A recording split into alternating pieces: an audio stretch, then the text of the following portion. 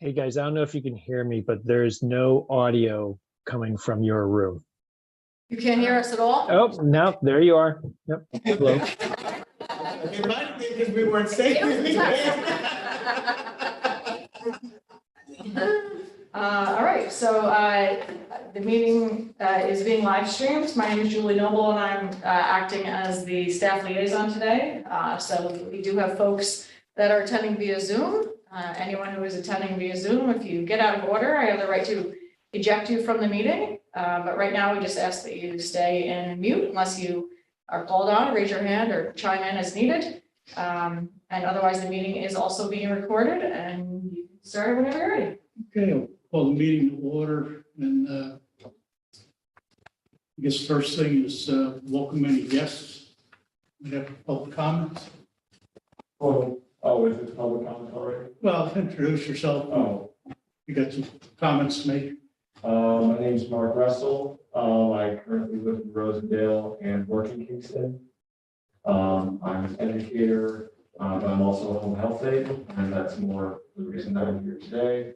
I have concern about the wheelchair accessibility of the sidewalks in Kingston and how it's impacted the life of the people that I work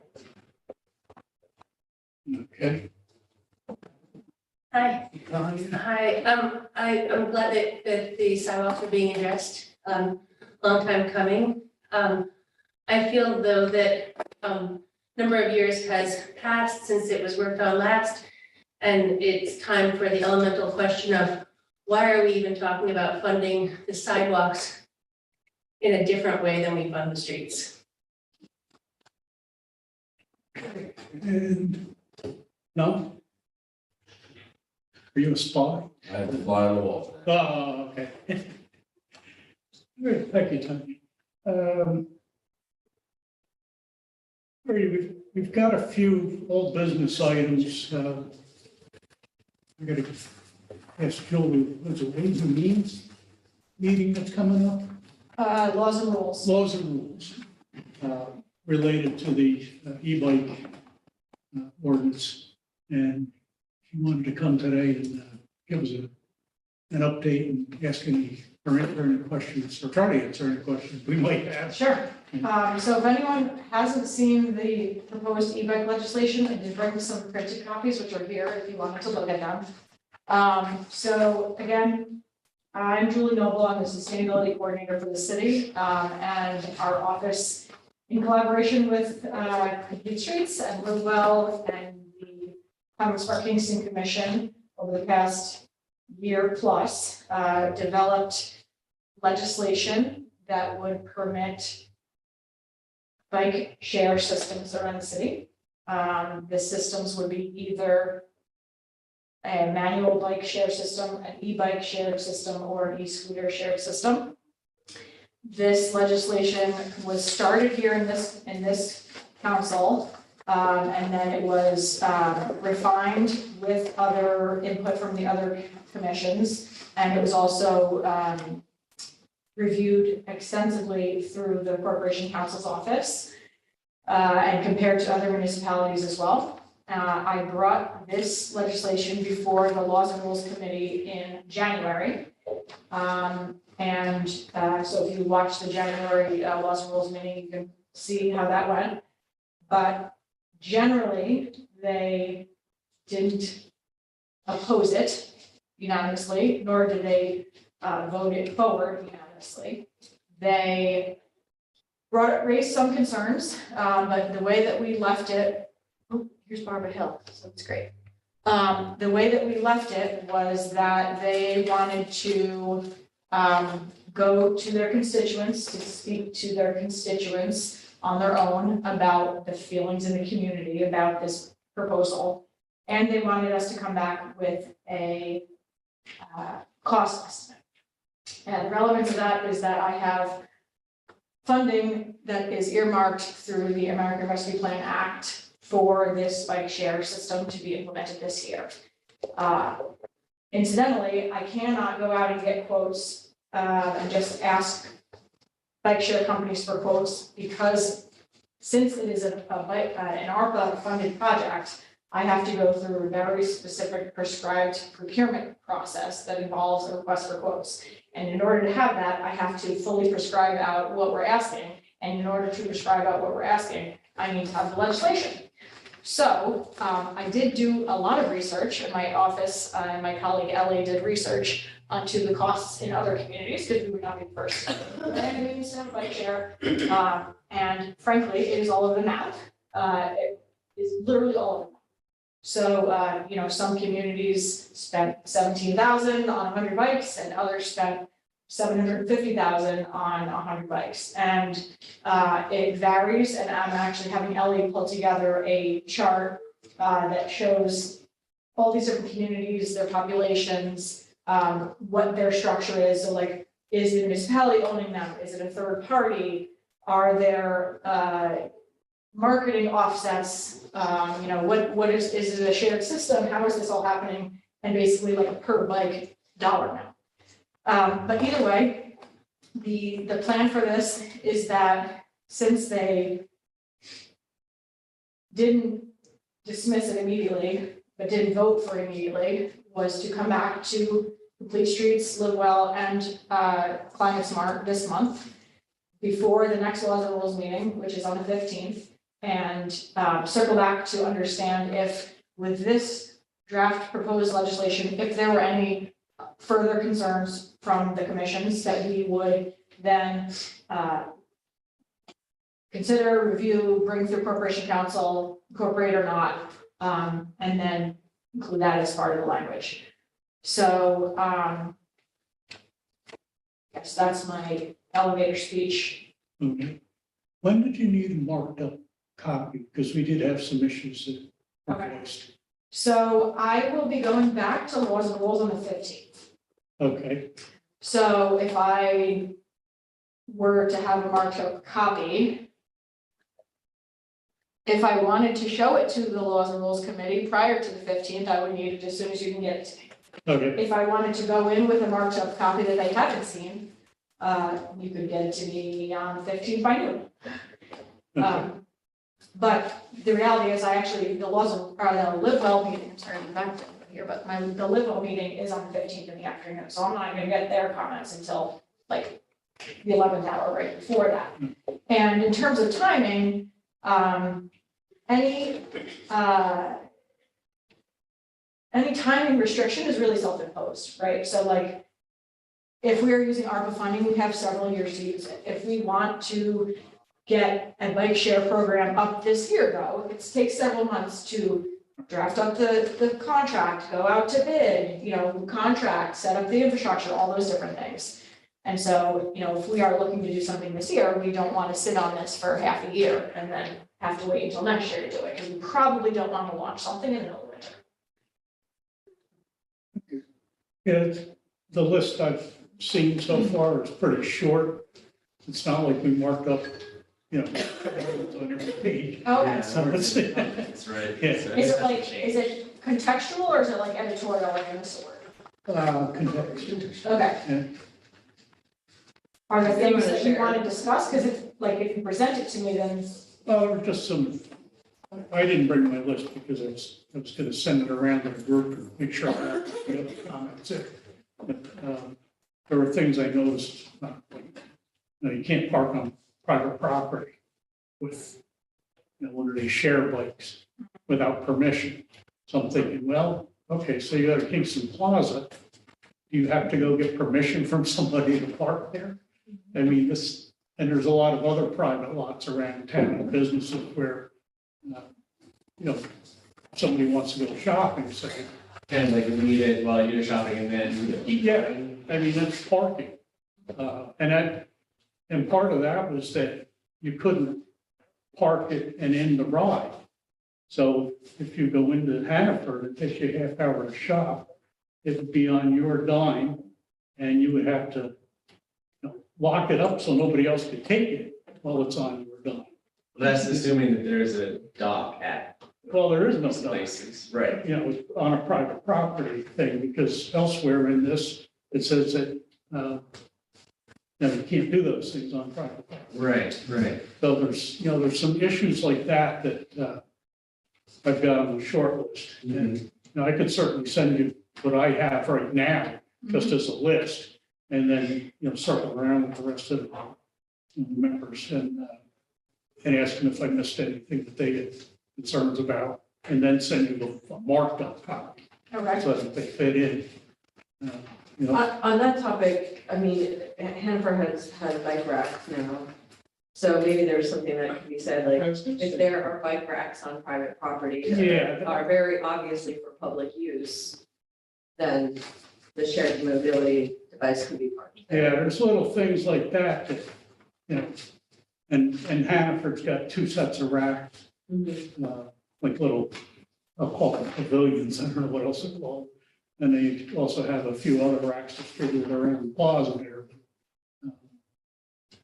Well, it doesn't, It's implied permission, Yeah, but that's just Hannaford, or Kingston Plaza, then you've got a lot of other businesses.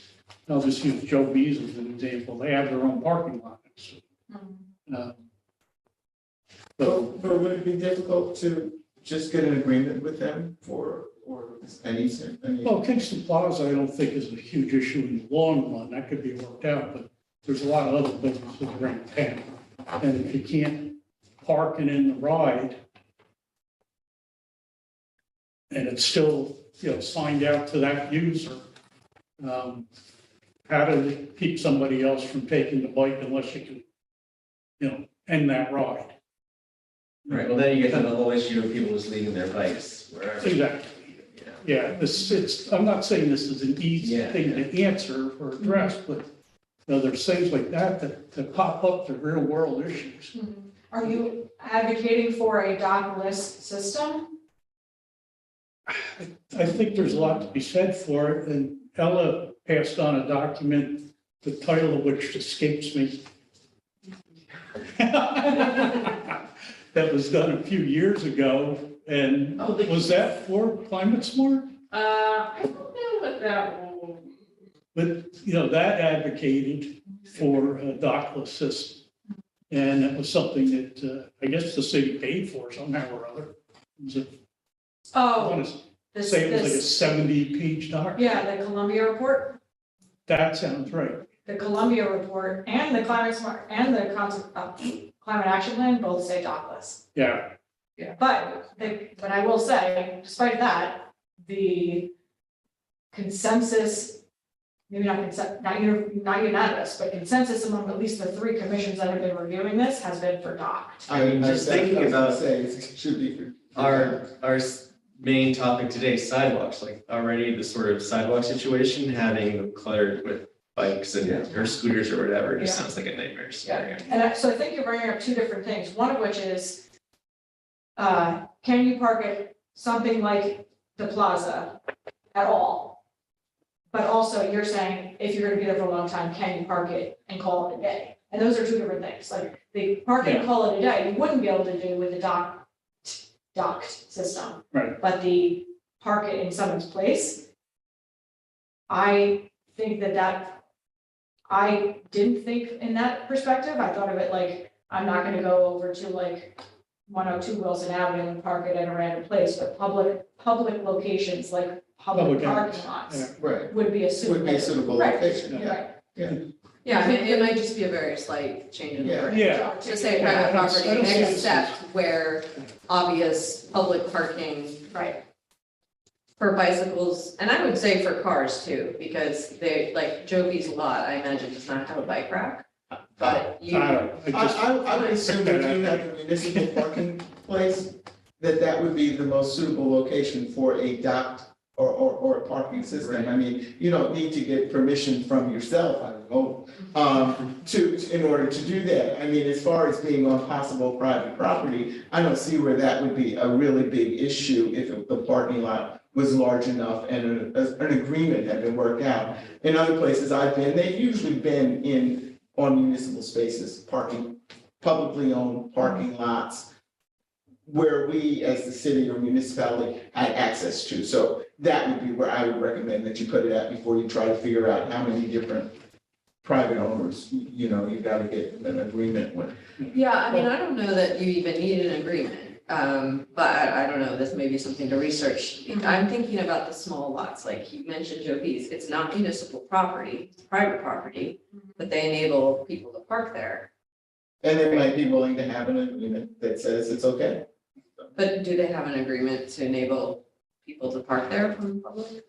They enable people to park there, If they're No. using their premises. yeah, if Well, they're going on to the sign, Joe it B's. says parking for Joe B's customers only. Well, It doesn't say right. car parking. Right, so then it's a private Right. parking lot, but if the owners decided they wanted to participate in this because it was good for business. Right. I'm sure you would negotiate an agreement, that's all I'm saying. There might be some places that want that kind of business and would be more than happy to say, this is a approved spot for this particular right. You know, this whatever, and you would work out that agreement, but just a wholesale say, oh, because everybody parks at Joe B, so just park, no, you couldn't do that. That would not be, that would be prohibited, I'm sure. Yeah, I was more thinking that just saying where there's obvious access to park somewhere for visiting a business on Or private property. pre-existing customer parking. Yeah, that's maybe what we're getting at. No. That's the If perfect, pre-existing customer parking exists, this would be enabled. yes, If pre-existing customer parking does not exist, you must get permission. yeah. Yeah, it needed some tweaking, I guess, at one point, because as written, it was, to me, it was problematic. Okay. That becomes a bit of a moot point then, if Yeah. it is only docking systems, because presumably you're not gonna leave your bike that you're paying for the usage of it for however long. And then you just leave it outside Hannaford's and you come back and someone else is driving it, you have no idea where it is and you haven't turned it off, unless you can maybe turn it off, from the app, then the person driving it just goes flying off. This, No one, yeah. But I- Well, the way this is written, you can't park it and abandon it except at, right. Well, that's the docking station, so then you can't do that at Hannaford. well, presumably there'd be a station at somewhere as central as Kingston Plaza. Exactly. And then you walk over and then you get a new bike when you're Exactly. coming home, hopefully it's useful enough that it's in all the places that people wanna go. Well, that comes Otherwise- back to another item in here about the location of these docking stations, because I'm pretty Right. sure it explicitly excludes the private property. Well, but then you maybe go to those, organizations and work something out, because if you don't have it somewhere like Kingston Plaza, then the whole thing is just. Oh, gonna yeah. be a bust. Exactly. However, I do think that, I can't remember City Bike or other places I've been where they've had a little lock or something on. Oh, There is- wheels, yeah, you can lock the wheel up.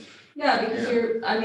inevitably, you're gonna wanna stop somewhere on your bike ride, that you're not abandoning the bike, you just wanna stop for 10 minutes, go get some ice cream, come back, so. So that's whole section 160-13E basically says, yeah, while you're traveling, you can park in these temporary places, but they can't be within 15 feet of a fire hydrant and a crosswalk. Like this is, Okay. this E is the assumption that you're gonna stop somewhere on the way.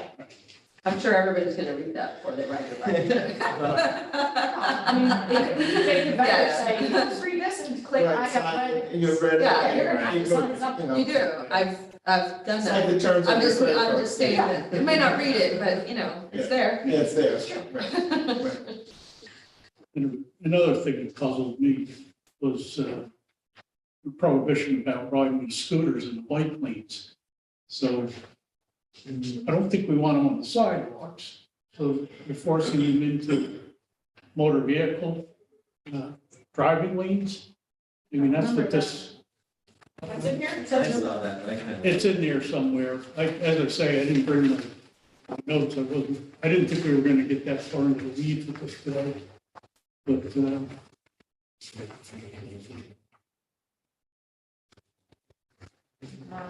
number 11,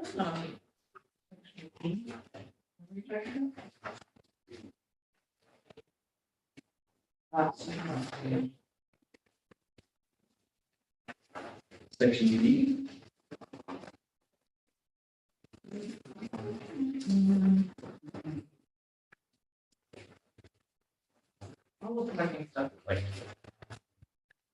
You're not talking about parking, you're talking about traveling? yeah, traveling on scooters. Oh. So you can't use them in the bike lanes. Oh, okay, so it's- Yeah, it's. Oh, it's a see every person. 160-6C. Operation of electric scooters is prohibited on any roadway or highway with a posted speed limit in excess of 30 miles an hour. And electric scooters shall not be operated within designated bike lanes. Is it the feeling of complete streets that they should be allowed in bike lanes? I would think that's the best place for them if they're available.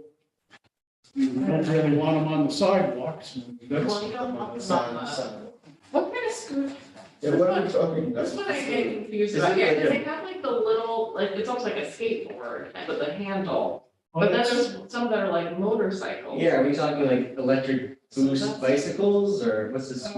well, I think the scooters that, the share scooters are kind of like the skateboards with a handlebar on them. The ones I've seen. Yeah. I mean, there's some around town that easily are excluded legally. Right. They're going 30, 40 miles an hour on them Right. with big Yeah. tires and. Yeah, but these are gonna be speed limited. Yeah. Yeah.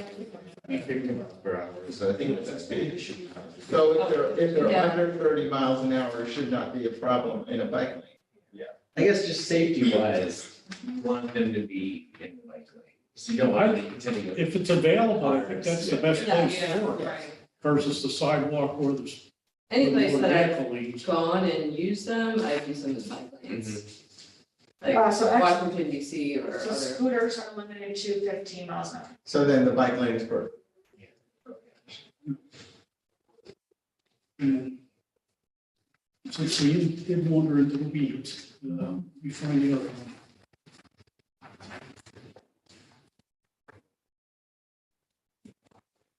I have one right there on the 166.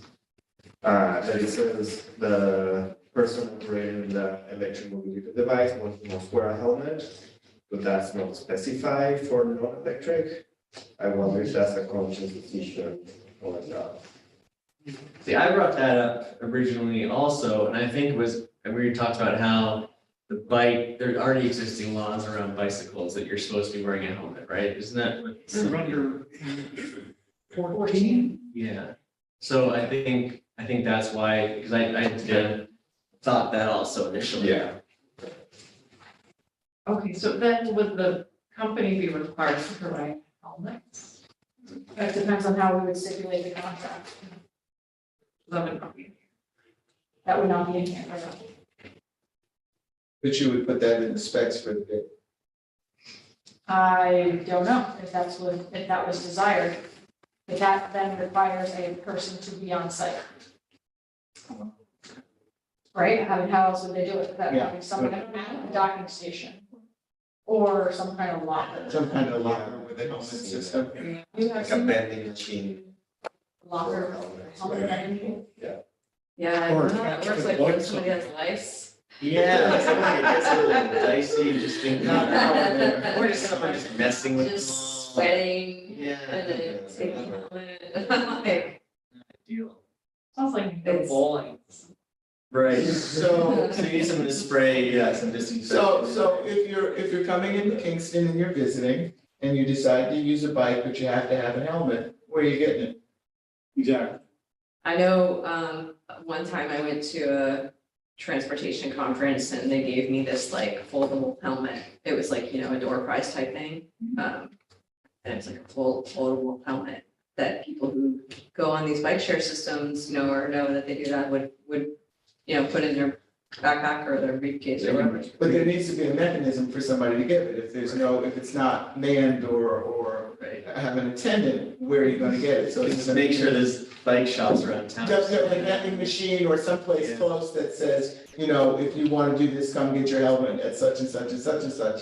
Because otherwise, then you won't get as much usage. I mean, I think we could provide that as an amenity. I think that would be awesome if we could, but I think it's the responsibility of the user. I'd be curious to know what other cities have done. I I mean, would when too. I've been down in New York City, I see a lot of city bikes with no Oh, yeah, helmets. absolutely. I think you could do like maybe during the kickoff, when you roll this thing out, you could maybe have someone who's donated those little foldable helmets or something, we could give them out to citizens who want them. Or some central location where they could at least go get them. Yeah. Yeah, vending machine. or. Yeah, well, yeah, someplace where they can get them, because that is gonna happen. And the tourists are the ones that are. Or not not gonna come be without. access. But it says, like, any time that I've gone to visit, I've used either scooters or city bike. It says you must have a helmet when you sign it out on your app or whatever, it says that. And then I didn't wear a helmet. I didn't have one, Yeah, but it's like, it says you're supposed to. and I saw it. I don't know. It's a liability thing, but then I just took that risk Well, I think one thing as a is. tourist. Sorry. Yeah, go ahead. I was just gonna say, I think it's like. One thing that I think is important is like, we're not gonna be enforcing the. Like, I don't think we need to, unless it's a kid, we don't need to enforce the helmet with like police stops or that kind of thing, like. That's what I would say, you know, But you can't, because it's over 14. They're not required. but if anyway. if the law says they have to wear a helmet. For the electric ones, I thought it did, right? Okay. So it's right now. In here, that's it. So under 160-6.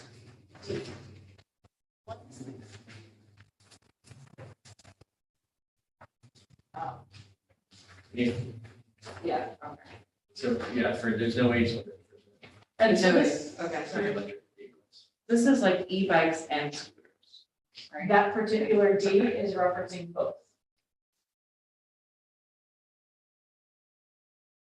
Yeah, I mean, my recollection, when I used it, it was like, it's state, whatever, it's law to use a helmet, and then nobody does. Well, they do, some people do. Yeah. Yeah, when I did my last summer, I went through quite a few cities that had share systems, and I don't remember seeing anybody wearing helmets that were on those devices. I think this is more about protecting the city from liability than how it would play out in real Yeah. world. Yeah, I mean, in terms of stopping people, like you're saying, there's not gonna be stops by the cops, it's just not realistic. I would say I've gotten a ticket in New York City for not having a light at night on a bicycle. And also I went to a bike shop in Ghent and the cheapest helmet they had was over $100. So I recommend working with local bike stores to provide an affordable option. Yeah, I think that goes in the cycling community, there's like a debate of, shaming people for not wearing a helmet. And it's that like forcing helmet is a matter of like accessibility, not everybody can afford a helmet, stuff like that. We kind of want that, but I think in this case, liability for the electric ones.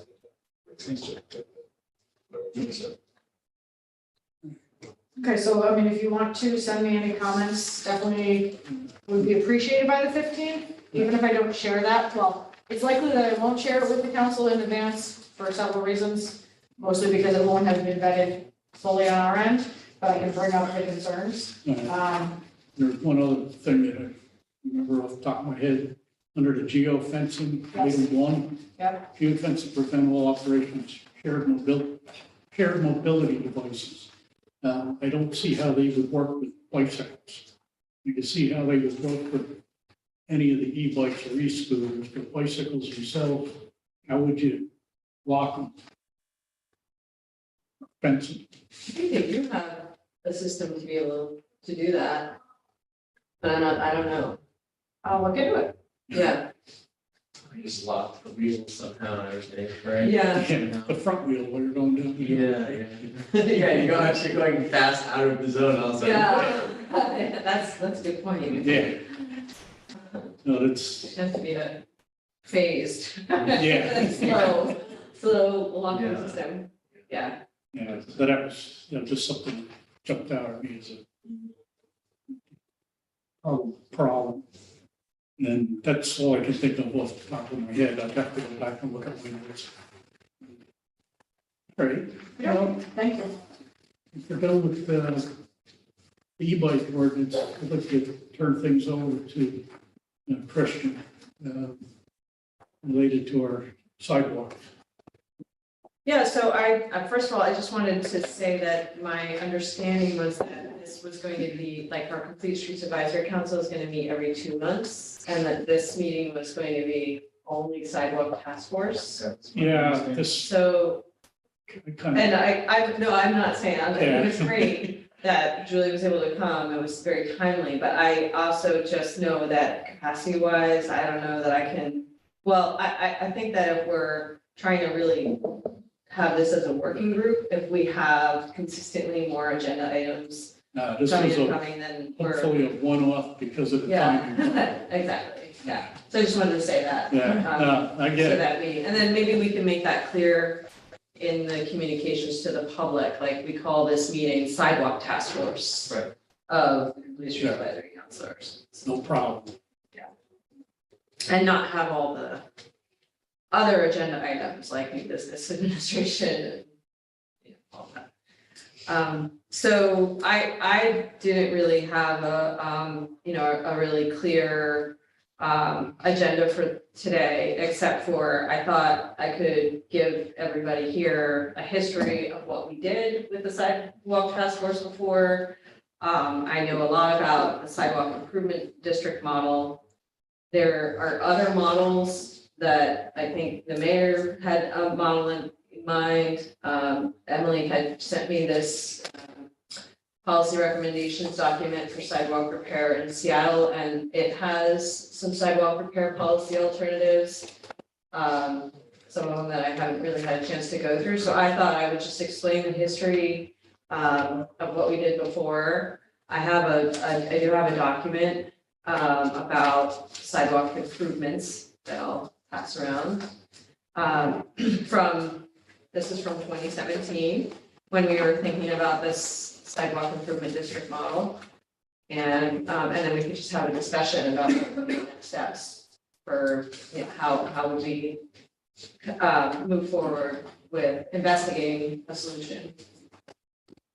So, just to give you some of the history, we had a sidewalk task force back in, I think it was maybe 2014, 2015.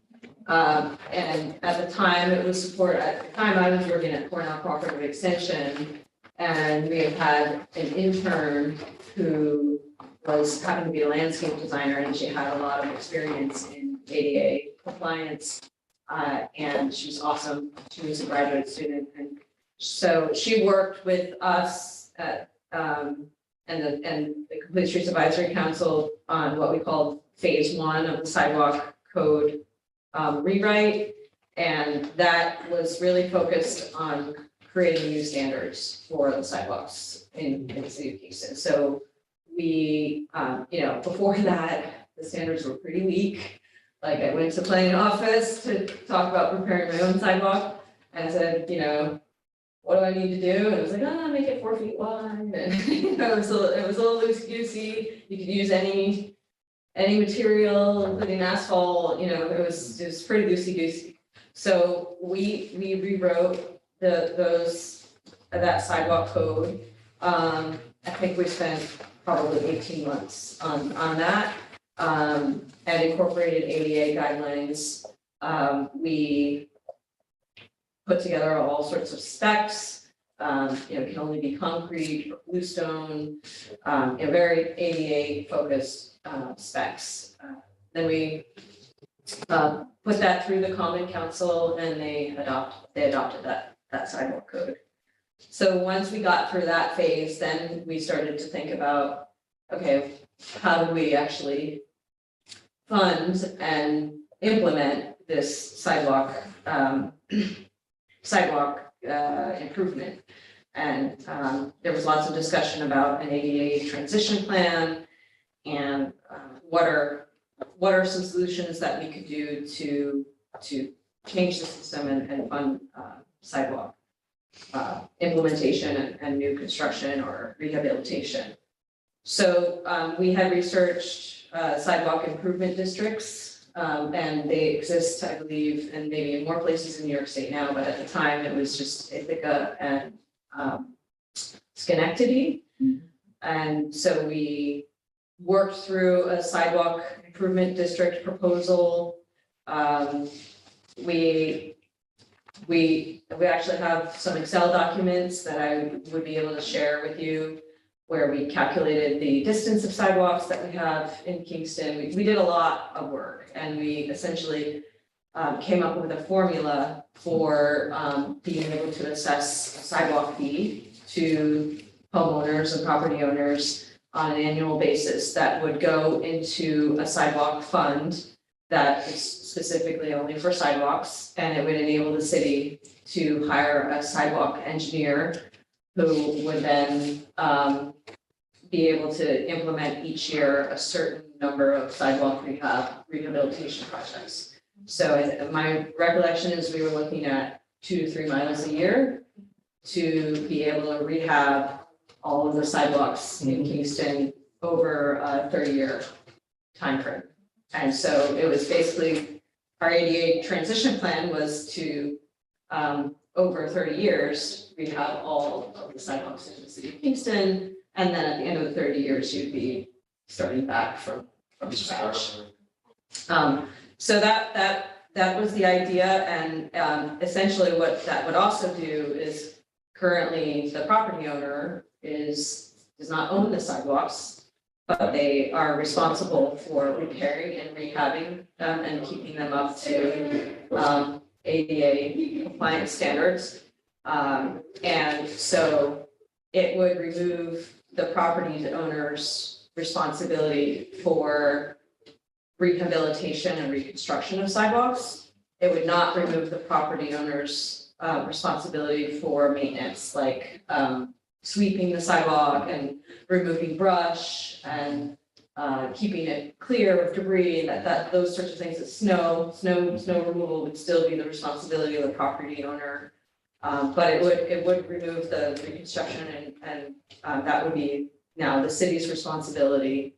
And it also may, depending on if an incident happened on somebody's sidewalk, it would remove some liability from the homeowner, depending on why the incident, if they tripped over debris or brush or their kids, took a toy truck that they left in the sidewalk, like maybe then the homeowner would be liable, but that it would remove liability. Uneven leveling Yeah. of that would not be the homeowner's responsibility. Yeah. So those, that's really the basics. And then this document, it was a draft of a document that we were starting to, we had developed this formula, and we were starting to think about how do we communicate to the public about it. And we put together this sort of draft document, like it's a communication document. The other thing about it is that to be able to do this, you have to create a district, like a library district, or and it requires a public referendum. And so it would be something that The the district in this case is the entire city, though. it would be the entire city. We did, Ithaca has 9 districts. Okay. So we did look into that model, and then the deeper we dug into it, we just thought, well, why don't we just do the whole city? Yeah. Because the way they do it in Ithaca, it's like they have these 9 districts, the Ithaca sidewalk engineer every year has to work with those districts, and then they decide where they're going to be putting the sidewalks, and there's a lot of community input and all that, which I think is great, and we still could do that, but just do that on a citywide level rather than for these small geographies. In terms of the focus, would you start sort of on like commercial corridors? Like I know the zoning code has like the different sort of, the different sort of categorizations of the city. Would you sort of focus on the heavily sort of foot traffic ones first and then kind of go further out? What's the thing? Yeah, so I think the idea, it would be the idea was to sort of time this with the pedestrian bicycle master plan, which, and I haven't been completely caught up with where we are with that, but that master plan would create a recommended sequence of sidewalk repair based on those kinds of things. foot, the number, foot traffic, the sort of feeder roads that go commercial areas, and so that would, Does will the pedestrian master plan coincide with a street paving schedule? Because I was wondering whether or not, as far as the sidewalks, that as far as rehabilitation and maintenance, that they coincided when the streets were being paved. that was what I had envisioned. I don't know about the implementation of that, I think that's complicated. Well, It could it be can be done. complicated or Yeah, not be complicated, yeah, I think I don't know, maybe not now, but Mhm. it seemed like at the time, being able to coordinate the paving schedule with a sidewalk, I don't know where we are with that, I guess that's the question for Okay, 'cause pedestrian plans and master plan. In all the cities that I worked in, that's how we did it. It makes sense, Right? We had the Totally. street paving schedule, sidewalks were, all of this was together, and it was kind of usually it was a multi-year process, so you would do what you needed to do, and then you get to your sidewalks. But and the other question I had with this plan was, where there are no sidewalks, what was the mechanism for installing? I don't remember that. Oh, yeah, good. What about places that don't have sidewalks, will the city be installing the sidewalks? With the formula that we had used with the Excel, the formula, we didn't account for that in money wise. But the thought was that as we create the ped bike master plan, which is supposed to include an ADA transition plan, I'm not sure that it actually does now. But that there may be additional places where we need to, sidewalks definitely need to be. There are certain roads where sidewalks may not be appropriate. Or very difficult to install, like, I understand, like- but for many, yeah, they could be. Yeah, or just where there's lots of places where they just kind of are and then end.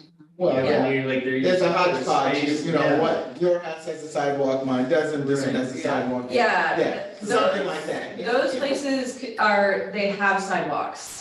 Like in the way that we did the analysis, Mhm. the places where I'm gonna think of like Clifton Avenue. Yeah, that's right. Right, is that what- right, so like, And I don't have a Oh, sidewalk, but please put one there. a lot of people have sidewalks, a lot of people don't, but I know. in that accounting, that road would be like one that has existing Like sidewalks. the even though space is are there gaps. kind of, and so it counts as a sidewalk. There's Yeah. a part of Clifton Avenue that actually sidewalks would work fine, and I don't know why they're checkerboarded. But there's another side where it's more an incline, and I kinda understand, but I also don't.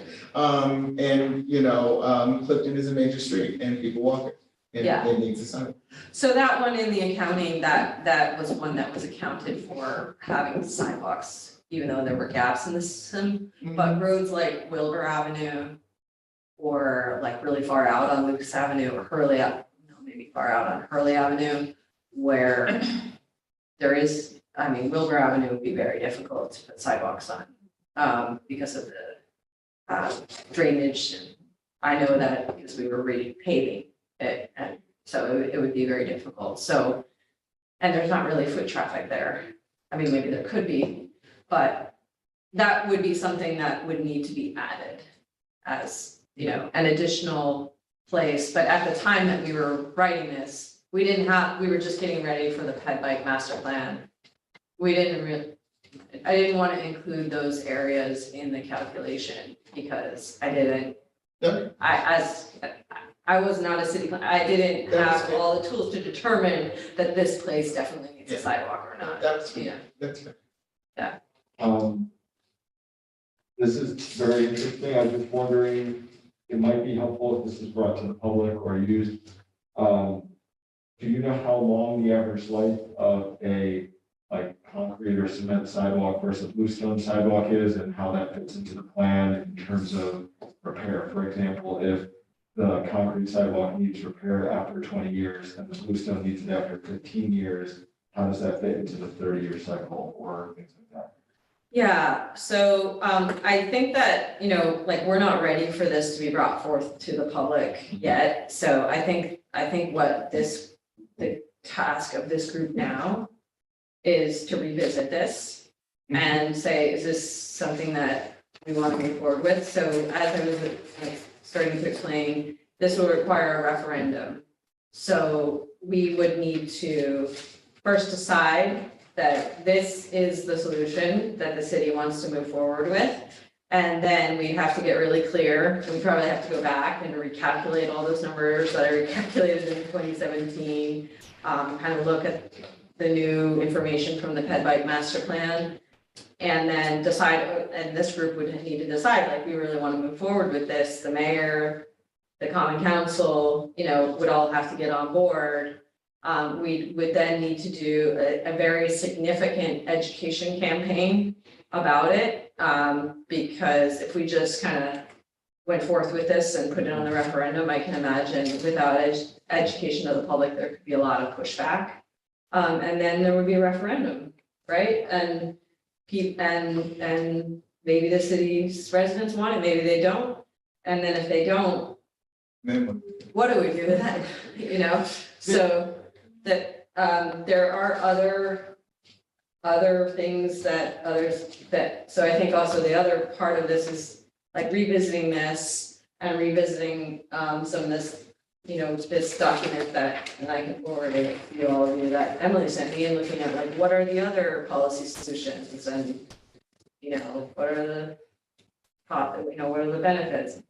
What do referendums have to pass by? 2/3 usually. 2/3? Not like 51. No, I don't think so. I don't know what most places I've been, it's been like 2/3. It's a high bar. It's a high bar. Yeah. It's a very high bar. Also, just as a reference, there will be likely another referendum on the ballot this year for the community preservation Are plan. we talking about November? Yes, And that's the mayoral election? yes. Yeah. And as a reference also, prior to even considering putting it on as a referendum, we're going to be doing a full citywide polling to understand the temperature of what the community is before it goes to referendum. And if the community is not feeling it, it's It not. will not be on referendum. Also, if you plan on going to referendum this year, you will need to have the language for a referendum to the Board of Elections by August 4th. Yeah, I wasn't really, I wasn't, well, I don't know, I guess it's February. I mean, I have to admit that I haven't read these other alternatives. I was super gung ho on this. I'm a little biased. I think that all of the other solutions are still gonna result in a hodgepodge. I think this gets us closest to the public government taking responsibility for its public facilities. Like, why are we paving roads and not And not repairing putting sidewalks? So that I'm very, I really like this model. It is, it is something, Ithaca and Schenectady have done it, but across the nation, everybody's using the model that we have. Or a lot of places are using this homeowner, I don't know how we ended up here, but like homeowners owning the sidewalks, like it's just, but so it is kind of, it's different. How much of the ADA would be complied with if we went with this plan? All of it? Well, that's the goal, right? So creating an ADA transition plan is not, from my understanding, it's not about fixing everything right away, because you just right. can't, like financially. It's more about creating a plan to fix everything within a certain time frame. And one of the reasons that it works with trying to pave the streets and all that at the same time is that you hit it in a sequence. So Yeah. when you're on that sidewalk, when you're on that street, you do the ADA compliances and upgrades at that time, and then you can move on. It's not like coming back to it or, because otherwise it's a mess. It really is. I do think that in Kingston, and that's something that we're gonna have to think about a lot as we move forward, because I think also paving also goes to what's underneath the streets, right? We got the sewers, like looking at the street from the really underground up. Right, And right. what are all the things that need to get repaired, and then what's the design of the sidewalks Right. and the trees and the bike lane, you know, I mean, unfortunately, it's very difficult to do it in that way, because then we're talking about reconstruction of whole streets Right, and, in coordination with your utilities, Yes. you do your utilities first. Yeah. I'm sorry, I guess Yeah.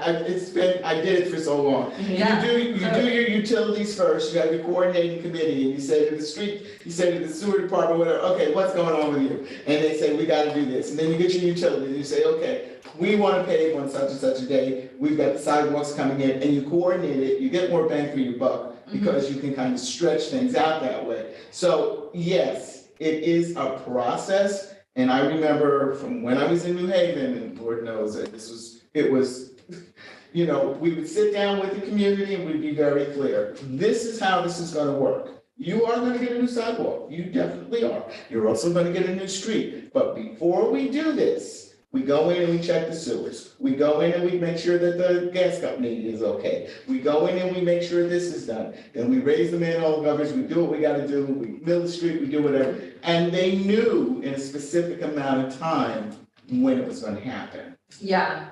So this is where I think it's hard, and we have to think more about it, because the sidewalk fee is not gonna it's not gonna cover all that, right? It's gonna cover the sidewalks. So then where will the city get the funding for the Where does the city get the sewers? funding for this paving now? Well, for the paving, I'm just saying it's all part of that pot. Right. So if you get but 500 there, or, you know, you add it all together and you get more of an economy of scale. I think the paving isn't so much the issue, Uh-huh. it's the sewers. Yeah. So the paving, I mean, right, you get your CHIPS funding, your annual, they have an annual allocation from New York State.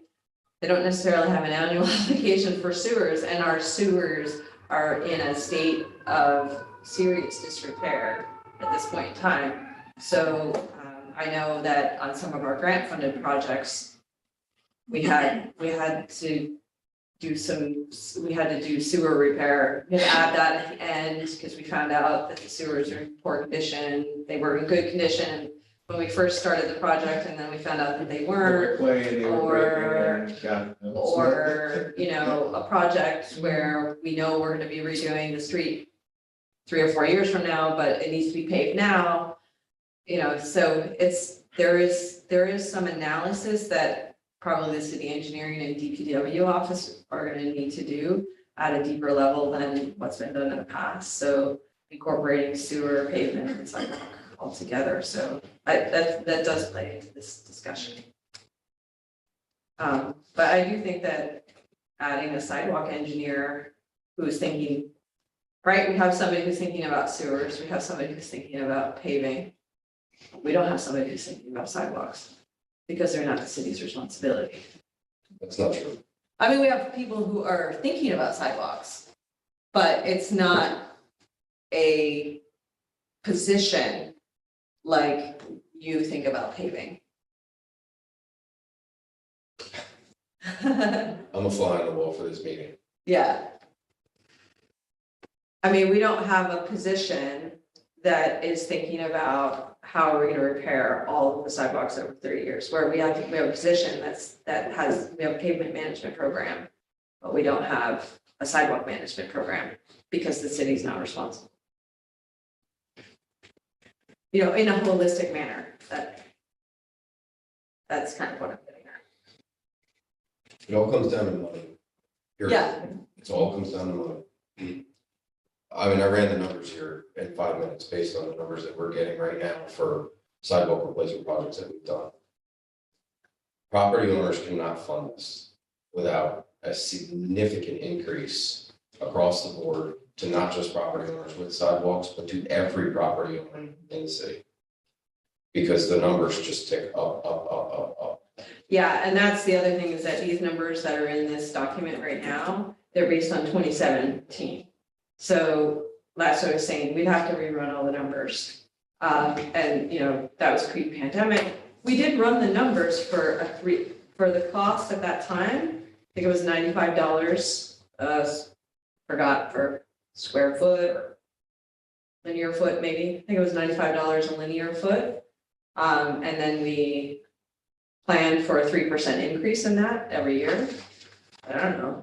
It's probably way past 3% now after the pandemic. 200% increase. Yeah. So, 3 miles a year minimum Mhm. would be $3.5 million a year yeah, to every property, owner, not to every property. to split amongst. Oh, yeah. Yeah, we. You're talking about just sidewalks, Just the sidewalks. just the sidewalks. okay. Yeah, And that's over the course of 30 years. yeah, So you divide it out over the property owners. It doesn't sound like a lot, but when you pay for it for 30 years versus a property owner that could do the work for $52 a linear foot and have their portion taken care of in at the same rate, less than 10 years. yeah. Yeah, so I mean, I think we'd have to rerun these numbers. And then there's the consideration of how do you coordinate it with sewer and paving? It's, yeah. Well, if it's just the property owner's responsibility, I doubt there would be that much coordination. Well, and the other question for me is that then we have We don't have a system. we don't have a system, then we have every property owner making decisions. I mean, we have the code, right? That says it has to be 5 feet wide or whatever. But with the city planning out the streets, then you have the opportunity to replan the street. And like on Franklin, we added, I don't know, does anybody remember how many trees we added? We added, I think, they had, I don't know, do you remember how many trees we added? Yeah, it was a lot. It was like 30 trees Yeah, that I we think it added. was actually more, it was almost Yeah. 50. Yeah, so we were able to redesign that street for a neighborhood in the future, whereas if you're doing it in a hodgepodge manner, the property owners are not necessarily gonna install No, street they're tree, not. yeah. The trees are the property of the city or they're responsible, the homeowner is responsible for the trees. Do you remember what was the question? Or The trees are responsibility of the property owner Or the city. governed by the city. Yeah, it's both. Sorry? It's both, yeah. Like, Yeah, the tree is the responsibility of the property owner, but governed by the city. To do any work on street trees, plant street trees, remove street trees, you need the authorization from the tree commission. But they are the responsibility of the property owner. So if you, the city, come in and plant a tree and that tree's roots raise the sidewalk and somebody trips and falls, I didn't plant the tree, I don't want the tree. Whose tree is it and who's responsible? Tree wouldn't have been planted without your agreement. Okay, Well, cool. no, That's, Ah. Broadway, perfect example. I mean, we planted all those trees on Franklin. We They didn't go tried to to work every with property property owner and say, owners. do you give permission to plant this tree in the sidewalk curb? So, That's a whole separate discussion. yeah, that's a whole separate discussion. There's a lot of information is missing from this conversation. Okay. Can I ask a question? So why a referendum and not just adding it to the budget the way the streets are maintained? What's the difference? What makes it more appropriate for a referendum? Well, because right now, it's this, the responsibility is on the homeowner. But why not And the just city change doesn't it? have to pay for it right now, and it's not incorporated. I think the bottom line is that the city would need more money to be able to do this. But I mean, why not just raise the taxes? Why does it have to be, I mean, taxes, there's also, we have now a director of housing initiatives. We've got all sorts of different changes that we make. We add new titles and it has to be reflected in the taxes.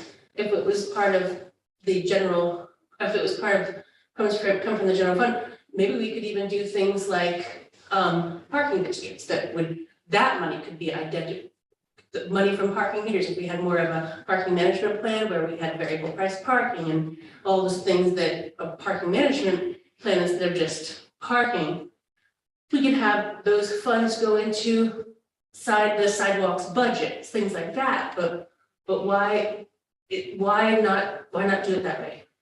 Why not have it part of the regular budget? I mean, that's a good question. The only thing that I would say is that then it's very subject to political, you know, politician could come in and say, I don't care about the sidewalks and I'm gonna lower taxes. Another Yeah. option could be just repave less miles, but also in the less miles, we could more sidewalks. So it would be like the same budget, but you end up with less miles paved, but more sidewalks fixed. We're talking about funding sources that are, Yeah, the paving funding sources are. Kind of limited from far and few between does the city fund paving. Our funding sources for blacktop come from state resources. That are restricted. There have been 2 times in the last 4 years where the council has allocated money for paving streets outside of what CHIPS would fund or any of our other funding sources. But again, we're talking about a lot of money. And and we couldn't have CHIPS funds are not allowed to go towards sidewalks. They're allowed to go towards, I mean, you can say this better than I can. 88 transition ADA, at the corners, updates, but lengths of sidewalk that are not the responsibility of the city are not in that or funding. But if it was the responsibility of the city, then couldn't CHIPS funds go to it? Does Brian Slack know the details of how that works? Well, you're also. CHIPS funds, I don't believe can go towards sidewalks. Nor the other state categories of, there's harsh winter paving, the CHIPS funding, let me see, state touring route funding, Pave New York. In 2021, it looks like the city got 1.8 million in funding for paving, but yeah, those cannot go toward sidewalk.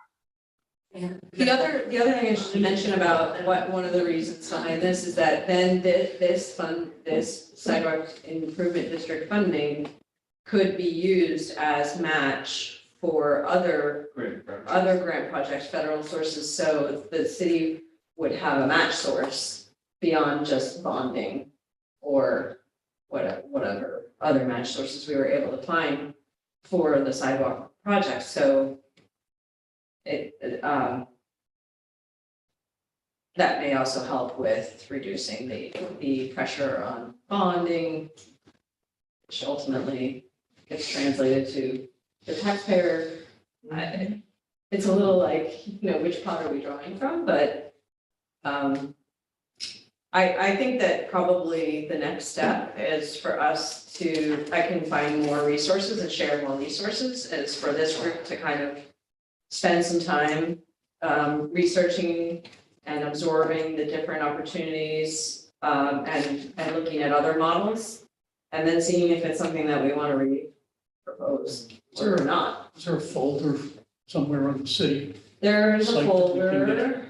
Emily pulled a bunch of it off and put it in a Google Drive for me to be able to, that's where I got this from. But yeah, perhaps we can, I don't know, how do you share documents with Emily right now, like other people's use documents? And just email. Yeah. Yeah. But yeah, perhaps we can create a Google folder, you know, like a research folder for this group, so we have all the documents. Yeah, I don't know if we need every nitty gritty detailed document that's out there, but certainly there's some of the history maybe to the spreadsheets you talked about and Yeah, things like this. If it was all in one place where people could go through it, yeah, either skim it or peruse it to their heart's content.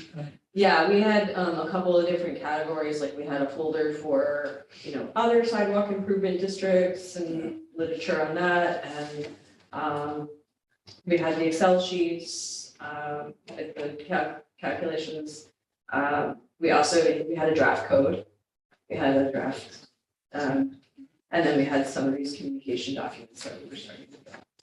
Pretty much everybody is new on the council since those days. Yeah, Get everybody sort of up to speed would be helpful. to have that history available. yeah, and time, I mean, those documents could be we could recalculate with the new numbers. And then maybe it looks like, maybe not a good plan, you know, I don't know. know, times have really changed since 2017, almost 5 years ago. So much Construction costs changed. have gone away. Yeah, I don't think that Kingston City streets will ever be fully ADA accessible without the city taking responsibility. They never have been because it's not the responsibility of the city and people don't understand what the legalities around it are or what it even means to be accessible.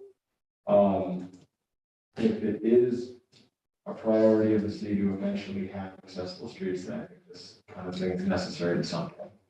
You can't just keep kicking the can down the road. There's too many people using wheelchairs in the street, canes, walkers, strollers, and it's a liability at some point.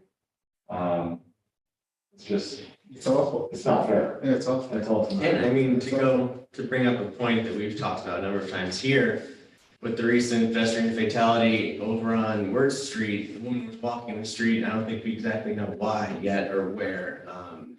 You know, she was hit by the school bus, but, you know, I live right there, the sidewalks there are a mess. They're old bluestone in front of an abandoned plot that's been for sale for a long time, an old mansion there burned down or something, it's not there anymore.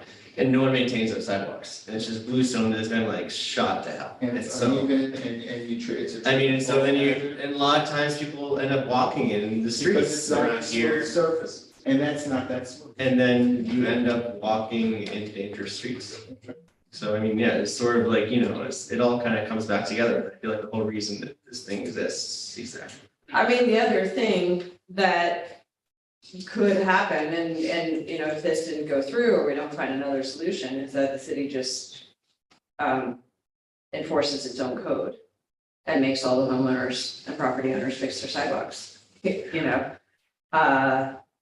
I don't know that. That would be more political than raising taxes.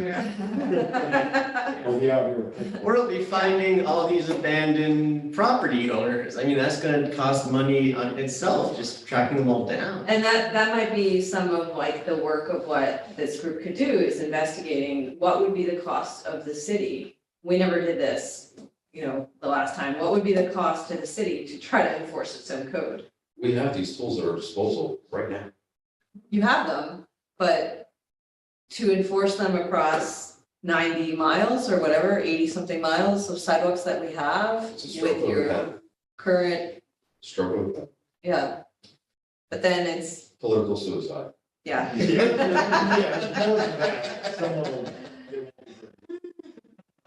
I mean, right? So like, let's just say you did that today.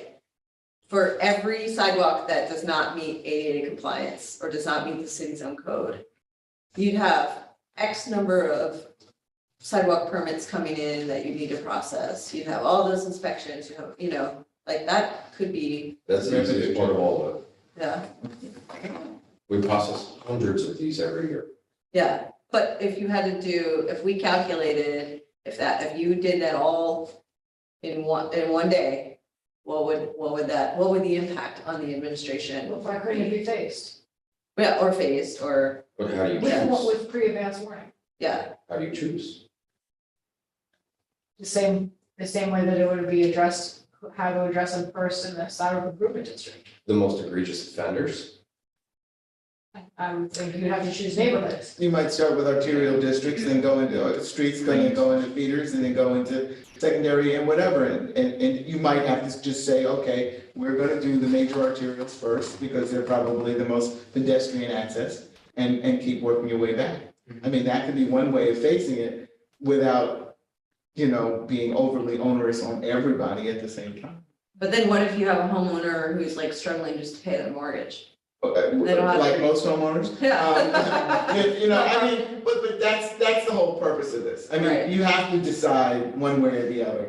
You could be under an ADA consent decree, which would mean you don't have much choice, I don't think. Yeah. Because you would have to do it, or you're gonna say, we want a pedestrian safe and walkable city, and therefore, this is what we, the residents and citizens of Kingston, are going to do. And yes, it's gonna be somewhat painful. We're either gonna have a surcharge on a property tax or a sewer tax or whatever it is, but we have to do this. So I guess what that sort of brings up for me is that, okay, we have a homeowner, let's just say we have a black homeowner homeowner or Latino homeowner who's Yeah. struggling to pay their mortgage, right? Well, Now- so why don't you now- just have a white homeowner who's not paying their Or, mortgage? you know, I'm sorry, not all black people don't pay their mortgages. no, I'm not saying that, and I'm not saying that, but I'm just saying, or lower income, or white, or whatever, so now we've got a racial equity issue. No, you don't. You have an issue of economy. If you're not paying your mortgage, it doesn't matter what color you are. And I Yeah. kind of am a little offended that you I'm started really that sorry. way. I'm really sorry, I didn't mean it that way, and I really did not mean it that way. I was coming from a place of, Economically, if you can't afford your mortgage, regardless of who you are, you can't afford your mortgage. right, I sincerely apologize. I really did not mean it that way. I meant it from coming from a place of, Funding scarcity. yeah, funding scarcity, right? So now we have folks who, maybe I shouldn't have attached race to it. You should have. I'm sorry. Yeah, I really apologize. What I was getting at is that if you have a lower income family who's not able to pay their mortgage or struggling, or I'm not saying that they're not able to pay their You're mortgage. struggling. Okay. Right, they're struggling, and then now they've gotta spend $5,000-$10,000 on a sidewalk, right? Or they're gonna be fined by the city, right? And now they've got all these fines, and they're not able to do it, right? So we don't get the sidewalk, and now we have a family who is already struggling because of whatever, because of being in a lower income bracket. They're already experiencing some sort of inequity. Now they're experiencing more inequity. That's what I was getting at. But the average homeowner's mortgage takes care of their taxes. The average homeowner, not everyone, but the average one. So it's already part of your escrow account or whatever, okay? So that's not gonna be the primary issue immediately. It is gonna be for some, I'm not saying it's not. But all I'm saying is that either way, regardless, we have to make up our minds as to what it is we wanna do. If we're gonna have an accessible city, of which Kingston is not, we have to make some very tough decisions. Mhm. And, you know, I guess I've just come from places where the ADA was, you better get it done because you do not want to be under some kind of consent decree. And I just find it amazing here that it's like, well, you know, well. And I've only been on Complete Streets for a little while, but it is frustrating. And one of the reasons that I am interested in the sidewalk test is, yes, a few years ago, I did become legally blind. And I can tell you that walking in Kingston is the biggest hazard I've ever had to face. So the wheelchair access is horrible, the lights don't always work, the talking, and I should know this as a former public works director, the talking pedestrian crossing, I mean, it's really, it could be much better. It's nice that it's coming, but it could be way better. And it's not fair to the public that has to put up with it. I totally agree, and I just want to really say, I truly apologize for how I started that conversation. I think where I was coming from is that I'm working on home ownership and inequity, racial inequities in home ownership, and, you know, the impact of redlining and, you know, like I'm steeped in that, so that's where I was coming from, is how do we create a more equitable community, both from ADA access and not putting that responsibility on some of our most strained Okay. homeowners. That's where I was coming from.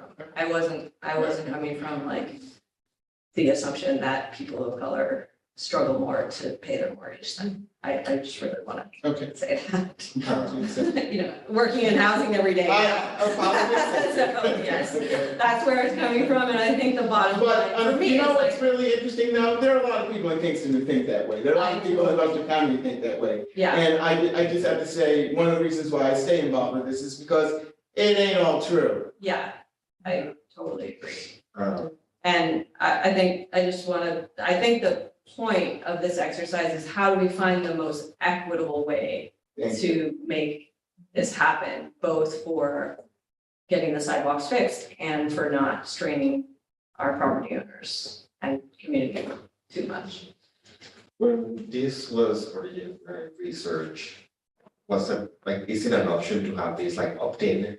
Like, would you need to have like X many people opt-in to make it viable in terms of money. For example, yeah, there are like people that might struggle to pay the rent and say, okay, I'd rather pay $85 a year than $10,000 now. But maybe there might be people that say, okay, I'll just rather deal with it now.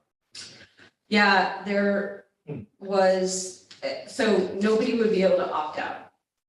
That wasn't an option, right? It's like your tax. You pay your tax. And actually including not-for-profit organizations that are property owners. Because it's different than a taxing structure.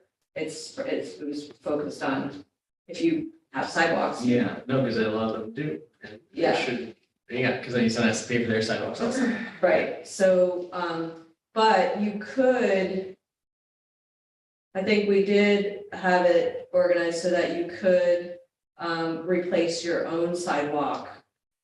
And, if your sidewalk was on the docket for 25 years from now, and you wanted to replace it now, you could, and then you wouldn't have to pay the fee.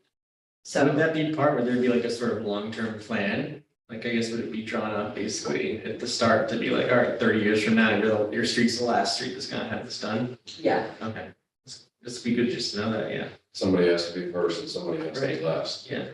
But again, there's a lot of factors that aren't being considered at this point of this draft. There are a dozen things right now that make this very, very complicated. We Yeah. have seen that with city projects, we have seen that with individual property owners, and we continue to experience it every day. And I sympathize. I see what the sidewalks look like every day. And we are trying to do our part when it comes to paving and at least getting the corners updated. But it all comes at a cost. And you have a finite amount of funding to work with, and you can only take it so far. I just want to note that Brian Selleck has to go, but he did put in the chat, a link to the UCTC sidewalk inventory that was done. Thanks, Julie. Thanks, Oh. everyone. Sorry, I gotta leave a little early. My apologies. I just would stress that if referendum is the way to go, or even considering it, like, finding money to hire somebody to do a statistically relevant poll that says, dear people of the world, here's some options we're looking at. Would you be willing to pay X amount would you be willing to pay anything for a sidewalk improvement district? If so, what would you be willing to pay? Would you be willing to have your taxes raised in order to do this? Would you be willing to, how would you respond if the city decided to start enforcing our codes and suddenly it was a whatever? Like, all of those things that can inform this whole entire process, so that you're not going all the way through and then going to referendum and being like, oh, a year wasted, 2 years wasted. well, so what's, why would you have to do that? Did you have to do that for the other?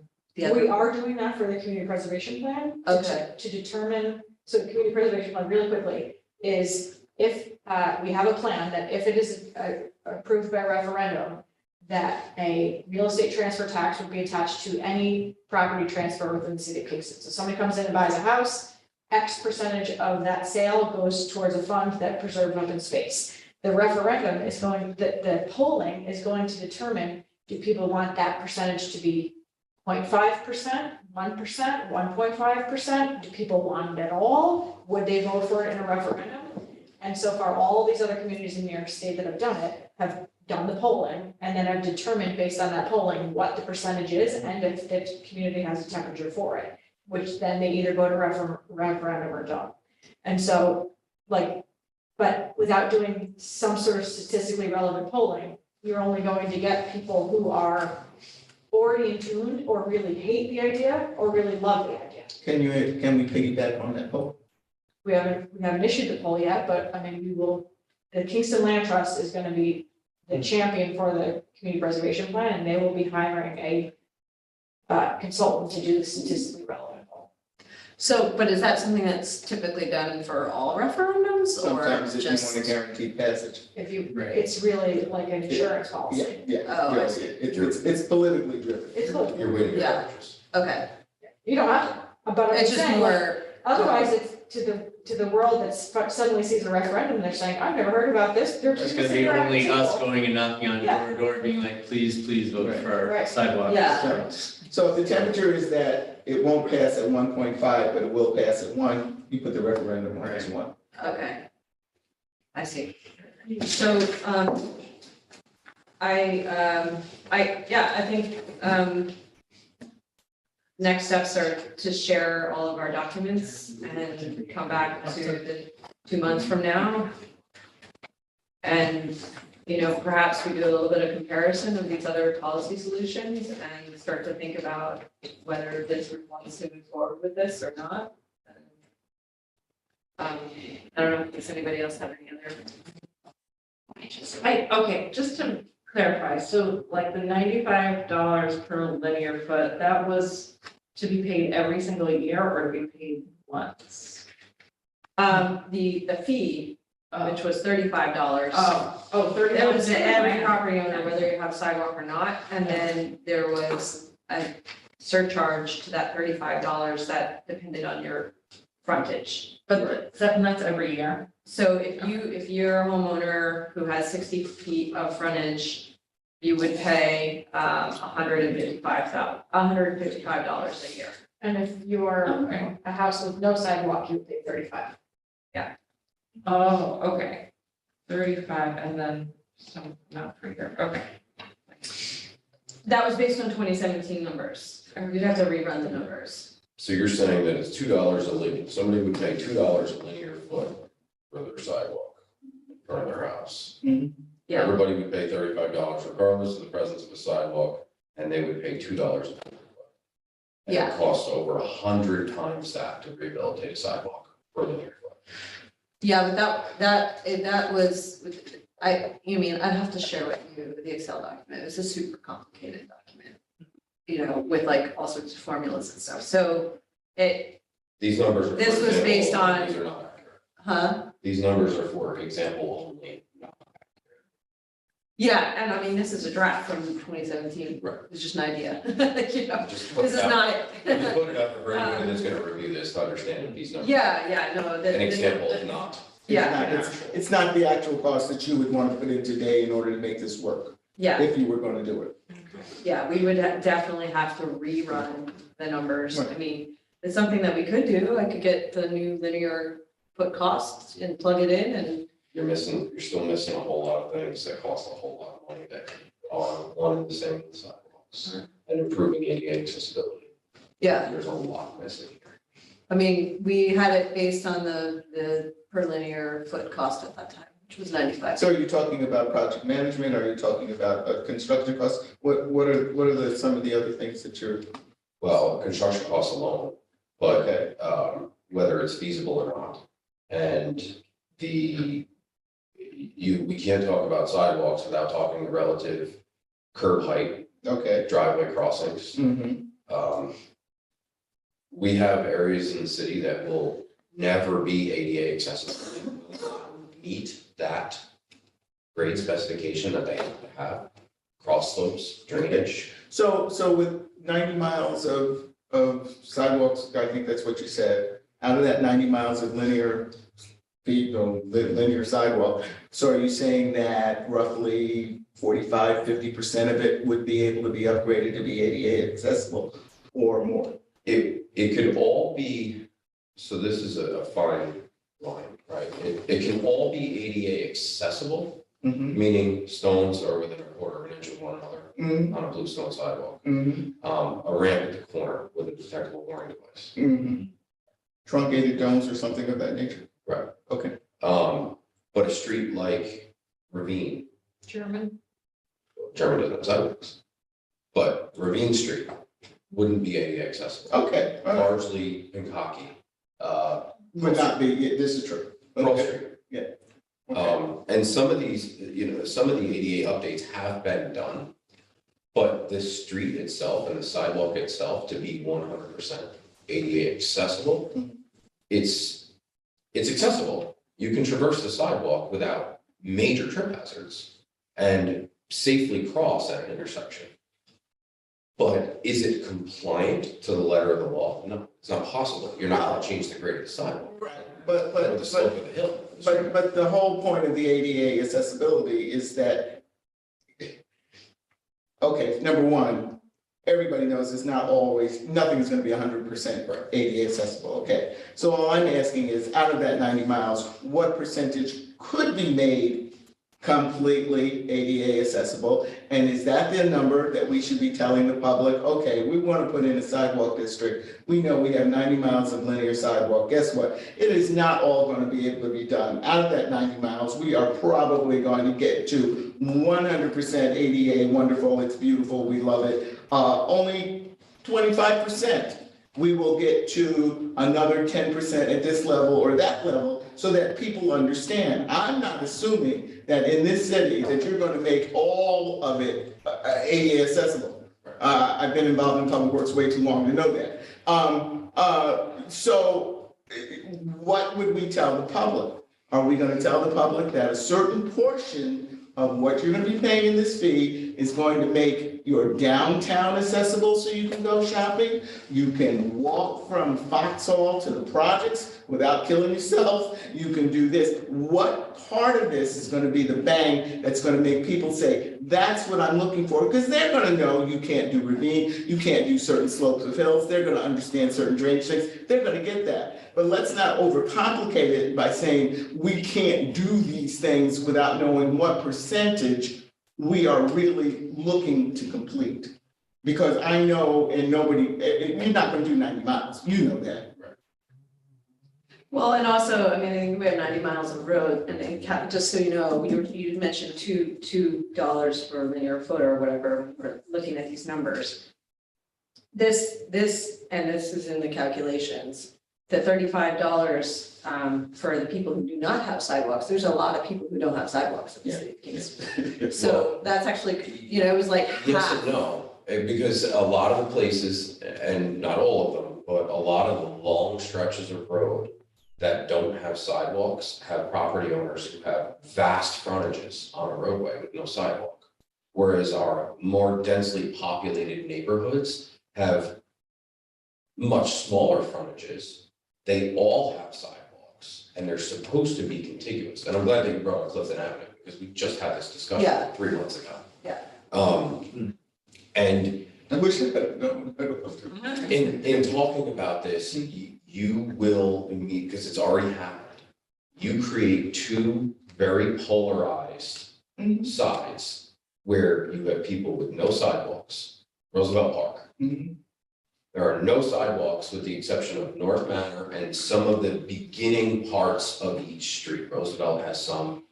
But you have an entire neighborhood that has very little sidewalk frontage. You're the last one with a sidewalk. Your neighbor doesn't have one.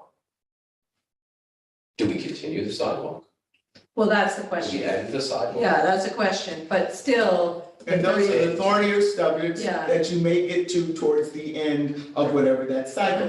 Which is why I'm saying, I would propose that we look at the areas that are heavily trafficked first Right, understood. and then move out. Because I can tell you, there's probably, I know there's a street in New Haven that is never gonna get sidewalks, and no matter how we wanted them to get them, they were never gonna get them because the neighbors were gonna just kill everybody. So I understand that.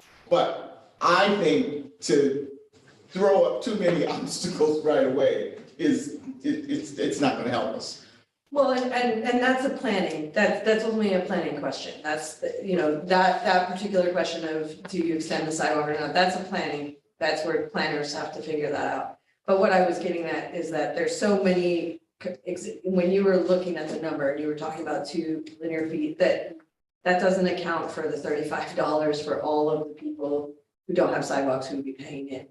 And that number was significant in the calculations. So I was just pointing that out. So, and the reason we included that is, you know, our feeling at the time was that people who don't have sidewalks use the sidewalks at some point in time Right, in the city of right. Kingston. So they have a little bit of responsibility, even if they don't have one in front of their home. And when they sell the house, the new homeowner may want a sidewalk, so you may want to say in the transfer of the house that if there's no sidewalk, perhaps there's the opportunity to install one.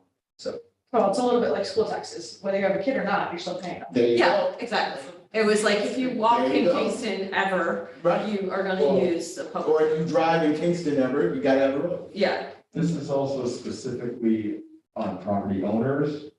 What about people who are renting, who use sidewalks, and people who live in these high rises that ultimately are, you know, that's a lot more people that could be chipping in $35. Well, they already do pay, they just pay Well, for their it- rent and Okay. don't Yeah. get deducted from their The taxes. landlord would be responsible. But I think like buildings That's a good should question. incorporate more than just a Yes. single, family house. That's a really good point. Oh, is this that per unit or per house? That is per property.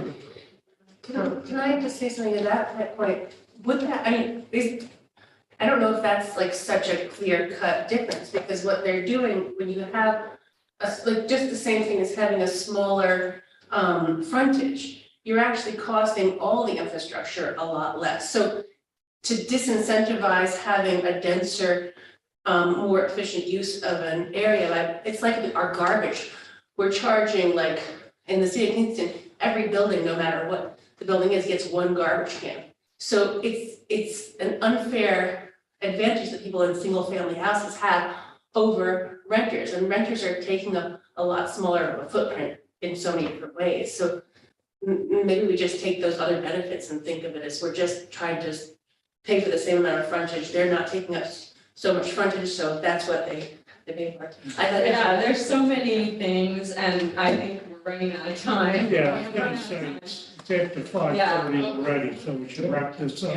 So I would just say, I will send out an email, or Emily, or one of us will send out an email with links to the documents for the sidewalk task force members. Yeah, we can run We that. can- Just for- We can absorb all of this information and start thinking about it, and then next time we come back, we can have a more targeted agenda.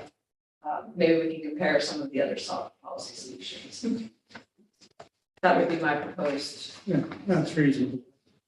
Yeah, this was supposed to be primarily a task force meeting, so unless there's an objection, I think we should dispense with the rest of the agenda and move towards adjournment. Anybody object to that? Need a motion to adjourn? Okay, motion and a second. So all in favor? Aye. All righty, thank you for coming. Thank Oh, you. just for technical standpoint, does anybody object? Okay, we're adjourned.